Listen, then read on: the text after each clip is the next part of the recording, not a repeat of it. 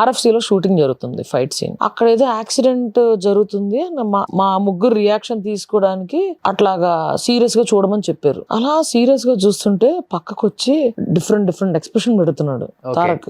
నాకు నవ్వు ఆపుకోవడం అసలు మామూలుగానే మనం అంత యాక్టింగే కొత్త.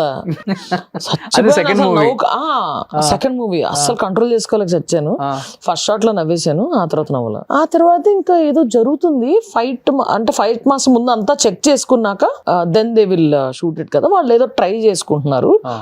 బోయపాటి సీన్ గారు చూస్తున్నారు, ఇది కావాలి అది కావాలని చెప్తున్నారు, ట్రై చేస్తున్నారు.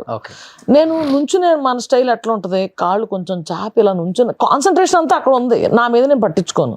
అలా నుంచుని అలా చూస్తున్నాను. అందరూ నా వైపు చూసి నవ్వుతున్నారు, నా వెనకాల చూసి నవ్వుతున్నారు. ఏందబ్బా ఏమైనా ఫన్నీగా నుంచున్నానా, లేకపోతే ప్యాంట్ చిరగడాలు ఏమైనా ఎట్టంటే ఏమైనా అయినాయా అని నేను ఆలోచిస్తున్నాను.